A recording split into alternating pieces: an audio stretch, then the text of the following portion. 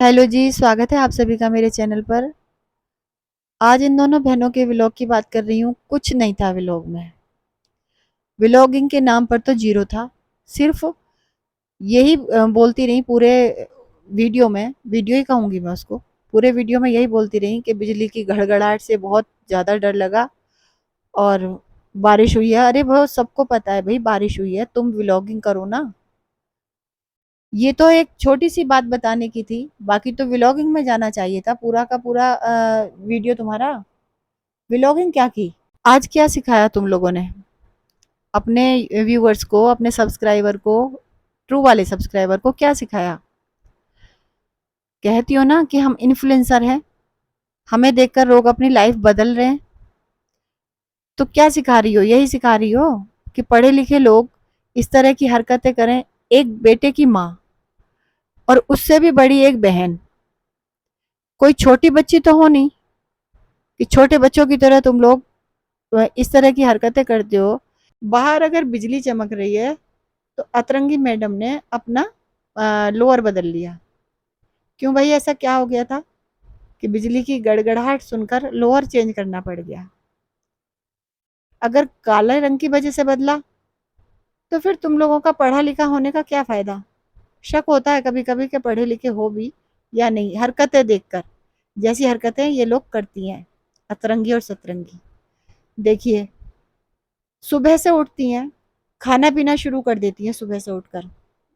ससुराल वाले इन्हीं बातों पर टोकते थे कि भाई सुबह से उठकर बिना नहाए धोए, बिना भगवान का नाम लिए तुम लोग खाना शुरू कर देते हो।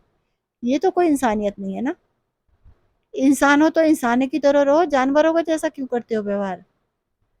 कि रात को मन मर्जी से सोना, देर से सोना, और सुबह को देर से उठना, 10 बजे 11 बजे जब मन में आया तब उठ जाओ। और फिर उसके बाद सब काम करो, खाना पीना भी करो, बाकी सारे काम करो, लेकिन नहाने का काम मत करो बस। सब लोगों की शुरुआत होती है दिन की सुबह नहाने से, कि भाई अपने घर की सफाई की, फिर हमने खुद अपना शरीर साफ किया, फिर उसके बाद कहीं हम पेट पूजा की सोचते हैं। लेकिन ये क्या शिक्षा दे रही हैं? ये शिक्षा दे रही हैं अपने ट्रू वाले सब्सक्राइबर को कि नहाना धोना कोई मायने नहीं रखता। तुम किसी भी समय उठ सकते हो, खाना पीना शुरू कर सकते हो, लेकिन ना नहाना मत। ऐसे ही बिना नहाए ये मॉल में चले गए। वहां जाकर इन्होंने कपड़े भी वो करके देखे, ट्राई करके देखे। फिर उनको गंदे बदन पे ही पहना कपड़ों को, और गंदे बदन पे से कपड़े उतार कर वहां टांग भी आए। छी! क्या संस्कार दिए इनकी मदर ने इनको? कुछ सिखाया भी है? कि रील बना ली कपड़े पहनकर वहां, और फिर उनको वहीं टांग कर आ गई। ये नहीं सोचा कि कोई और खरीदेगा। या तो तुम उन कपड़ों को ट्राई करो जो तुम्हें खरीदने हैं। जो तुम्हें खरीदने ही नहीं, उनको ट्राई क्यों करती हो? गंदे बदन पर पहन लेती हो, फिर किसी और के हिस्से में जाते हैं वो कपड़े। या तो खरीदो उन कपड़ों को। ये सिर्फ रील बनाने के लिए जाती है मॉल में। मॉल में जाकर रील बनाएंगी, अलग अलग तरह के कपड़े पहनकर, और फिर उन्हें वहीं टांग कर आ जाएंगी। ऐसे लोगों का मॉल में घुसना ही बंद कर देना चाहिए, मॉल वालों को। ठीक है? उन कपड़ों को ही पहनने देने की, ट्राई करने की अनुमति देनी चाहिए कि जो कपड़े उनको खरीदने हो। बिल्कुल पक्का कर लें ग्राहक।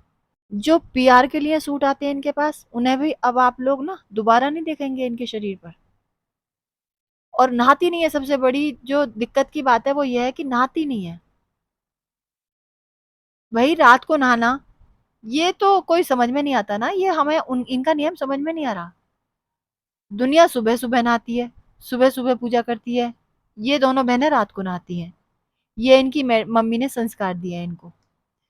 ससुराल में, छोटी वाली की ससुराल में ये सब नहीं चलता था, तो बस उसको अपनी आजादी में खलल लगता था, ये मेरी आजादी में खलल डाल रहे हैं। मैं कभी भी नहाऊं, रात को नहाऊं या ना नहाऊं, तो मेरी सास को मान लेना चाहिए। नहीं तो वो अत्याचार करने के आरोप लगाती है उसके ऊपर, कि मेरे ऊपर अत्याचार किए। अच्छा, आप एक बात बताइए मुझे कि कभी इसके कपड़ों पर उन्होंने किसी तरह की रोक लगाई कि ये अपनी मनमर्जी के कपड़े नहीं पहन सकती थी? हमने तो ये देखा था कि अगले दिन से ही सूट में देखा था, फिर जीन्स में देखा था हमने इसको। ठीक है? हमने तो इसको कभी वहां साड़ी पहनते हुए नहीं देखा। साड़ी तो हमने कभी इसको अपने घर में भी पहनते नहीं देखा। तो सूट और जीन्स में ही देखा, कभी उन लोगों को हमने मुंह बनाते भी नहीं देखा। बल्कि उन्होंने तो तब भी इसी का साथ दिया था जब ये नन्नू की नानी की दी हुई साड़ी को दान करके आ गई थी। ठीक है, उन्होंने कब से वो साड़ी सहेज कर रख रखी थी, लेकिन ये मैडम जैसे ही इनके हाथ में वो साड़ी आई, ये गुरुद्वारे में दान कराई उसको। तो तब भी उन लोगों को टोकते हुए नहीं देखा कि तू क्यों दान में दे रही है साड़ी।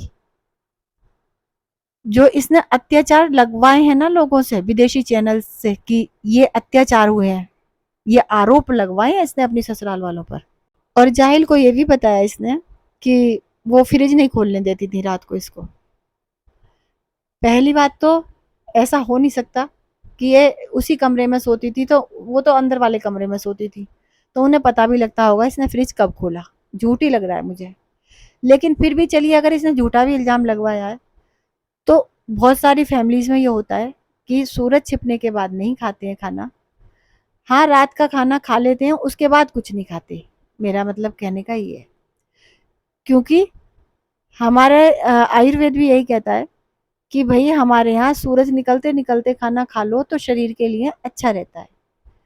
ये पता नहीं अंग्रेजी सभ्यता ने कहाँ से हमारे आजकल की पीढ़ी को ये सिखाया है कि तुम रात को किसी समय भी खा सकते हो। जैसे आजकल बच्चे रात को पार्टियाँ करते हैं, देर रात तक। तो खाते भी भारी-भारी खाना है। पिज़्ज़ा खाया, मोमोज़ खाए, इस तरह की चीज़ें खाते हैं जो हमारे शरीर के लिए नुकसानदायक होती हैं। और जो ये भी खाती है, मैगी खाई या मोमोज़ खाए, इस तरह की चीज़ें खाती है ये भी। इतनी बड़ी हो गई है, एक बच्चे की माँ बन गई है, फिर भी मतलब नादानियाँ करनी है तो किसी को भी गुस्सा आएगा। भाई तुम्हारे शरीर के भले के लिए ही कह रही थी ना वो। उन्होंने एक माँ की तरह ही कहा होगा, ये रात को जो इस तरह की चीज़ें तुम लोग खाते हो, ये शरीर के लिए नुकसानदायक है। और हर अच्छी माँ को टोकना चाहिए अपने बच्चों को कि ये रात की जो पार्टीज़ होती हैं, ये पिज़्ज़ा वगैरह, मोमोज़ वगैरह रात को तुम खाते हो, ये बहुत गंदी बात है, तुम्हारे शरीर के लिए बिल्कुल लाभदायक नहीं है ये। तो हर समझदार माँ टोकेगी, वो इसको अत्याचार लगा। अब बताइए ऐसी माँ अपने बच्चे को क्या संस्कार देगी। और बच्चे की बात अगर आई है तो आप देखिए, कल के व्लॉग में इन्होंने कहा कि इनमें लड़ाई हो गई थी, और लड़ाई भी भयंकर वाली हो गई थी। तो लड़ाई क्यों हुई? बड़ी वाली का व्लॉग मैंने आज देखा था, सतरंगी का, कि वो मॉल के बाहर पर्स लेकर ढूंढती फिर रही थी किसी को। किसको ढूंढ रही थी? मेड को ही ढूंढ रही होगी, क्योंकि ये अपने आप को सेलिब्रिटी समझने लगी है। हमने ये देखा है कि बड़ी बड़ी सेलिब्रिटी भी ना मेड के ऊपर नहीं छोड़ती अपने बच्चों को, साथ में रहती है मेड, लेकिन वो पूरा ध्यान रखती है अपने बच्चों का। ये नहीं करती कि मॉल में जो है खुद फैशन करने में लग जाए, एक कपड़े ट्राई करने में लग रही है, एक चप्पल ट्राई करने में लग रही है, और बच्चे को निश्चिंत होकर मेड के पास छोड़ दिया है। तो ये दोनों बहनें मेड को ही ढूंढ रही थी वहां, वो कहीं गुम हो गई होगी, और बस घबरा गई वो छोटे वाली कि मैंने सोचा था कि तेरे पास होगी मेड, बड़ी ने सोचा कि इसके पास होगी मेड बच्चे को लेकर। तो इन्होंने तो बिल्कुल हद कर दी ना। ये कहती है मैं एक अच्छी माँ हूँ, माँ माँ का गाना गाती है ना, ये है एक अच्छी माँ, कि बच्चे को लेने के लिए मेड को साथ लेकर जाती हैं। इसे ही कहते हैं ना कि जिन्होंने नया नया पैसा देखा हो ना, वो ऐसी हरकतें ही करते हैं, ओछी हरकतें। मैं माँ हूँ का गाना कितनी बार हम इसके मुंह से सुन चुके हैं। तो उस माँ से एक बच्चा नहीं संभाला जाता अपना। क्यों भाई, शर्म आती है अपने बच्चे को गोद में लेने में? तो छोड़ दो ना उसे उसकी दादी के पास और उसके पापा के पास। क्यों छीन के आई हो, लेकर आई हुई हो उसको, बच्चे को? अगर तुमसे नहीं संभलता बच्चा, तुम्हें मेड लगानी पड़ रही है उस बच्चे के लिए, तो उसकी दादी तो हाथ फैलाए बैठी है ना उसके लिए, उनकी गोदी खाली है अपने पोते के लिए, उसके पापा के हाथ सूने हैं अपने बच्चे के लिए, उन्हें जरूरत नहीं पड़ेगी मेड लगाने की अपने बच्चे के लिए। छोड़ दो उसके पापा के पास, उसकी दादी के पास उसके बच्चे को। तुम फिर अपनी आजाद जिंदगी जीना, ठीक है? फिर आराम से फैशन करती रहना और आराम से रील बनाती रहना मॉल में जा जाकर। दोनों बहनें रील बनाती रहती हैं और उस बच्चे को छोड़ देती है उसके पास, मेड के पास। ये ध्यान रख रही हैं ये बच्चे का। हद होती है ना, खुद को सेलिब्रिटी समझती हैं। वजन कम करके किसको दिखाना चाह रही हैं ये, इतना जीरो फिगर बनकर? क्या होगा अब, हीरोइन बनना है कि भाई हीरोइन बनोगी? तुम्हारी उम्र में जो सेलिब्रिटी हीरोइन है ना, इनकी उम्र में, अतरंगी और सतरंगी की उम्र में उन्होंने शादी कर ली थी। करीना कपूर भी 16 साल की उम्र में आई थी। जो भी जितनी भी हीरोइन है 16 साल 14 साल की उम्र में आ गई थी वो फिल्मों में। उसके बाद जो उम्र इस समय इनकी है ना, 35, एक की 35 होगी, एक की 30 होगी। तो इस उम्र में तो जो हीरोइन होती हैं वो भी अपनी घर गृहस्थी बसाने की सोच लेती हैं, फिल्में छोड़ देती हैं और शादी कर लेती हैं इस उम्र में। और ये मैडम शादी तोड़ के बैठ गई, क्योंकि इन्हें ऐसा लग रहा था कि इन्हें कोई हीरोइन बना देगा या कोई सलमान खान इन्हें अपने शो में बुला लेगा। ठीक है, तो इसीलिए शायद ये मुंबई भी गई। जो ये इसकी बड़ी बहन सतरंगी कह रही थी कि मैंने सिद्धि विनायक मंदिर में कोई मन्नत मांगी है, वो पूरी हो जाएगी तो मैं वहां जाऊंगी। तो सलमान खान के शो में जाने की मन्नत मांगी हो गई, या मुंबई में हीरोइन बनने की मन्नत मांगी होगी, और क्या मांगी होगी। तो बचकानी हरकतें करती हैं। चलो हम तो यही भगवान से दुआ करेंगे कि भगवान इनकी मन्नत मान ले।